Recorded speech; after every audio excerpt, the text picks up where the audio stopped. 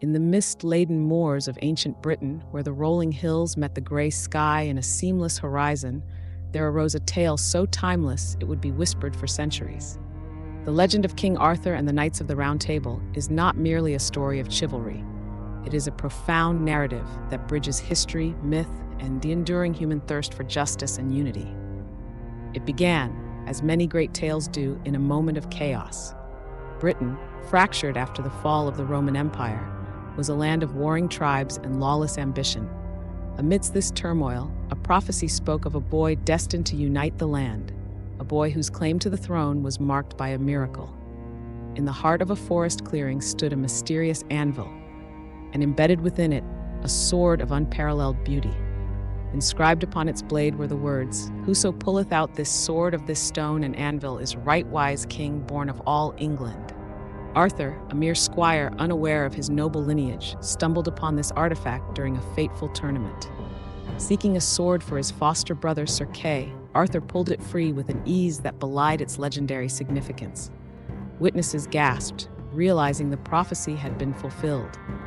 But Arthur was not greeted with unanimous acclaim. His ascension was met with resistance from rival lords who doubted the boy's ability to lead. Determined to prove himself, Arthur sought counsel from the enigmatic wizard Merlin, who became both mentor and guardian.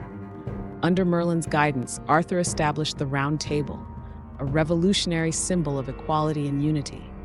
Unlike the hierarchical structures of feudal lords, the Round Table allowed every knight to hold an equal voice, reflecting the king's vision of a just and harmonious Britain. The knights who swore allegiance to Arthur were not merely warriors, they were paragons of virtue, bound by the code of chivalry.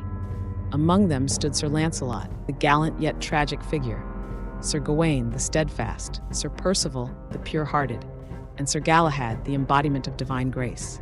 Together, they embarked on quests to defend the weak, uphold justice, and seek the ultimate prize, the Holy Grail, the sacred cup said to hold the blood of Christ. At the heart of Arthur's reign stood Camelot, a city that was more than just stone and mortar. It was a vision of a utopia where justice, honor, and prosperity thrived. But even the brightest dreams are not immune to shadows. Arthur's marriage to the radiant Guinevere brought joy to the kingdom, but also laid the seeds of its undoing. Unbeknownst to Arthur, Guinevere's heart wavered, drawn to the valor and charm of Sir Lancelot. Their forbidden love, though hidden, began to erode the bonds of trust that held Camelot together. Meanwhile, outside the walls of the kingdom, a dark force gathered strength. Morgana, Arthur's half-sister, fueled by jealousy and a thirst for power, plotted the king's downfall.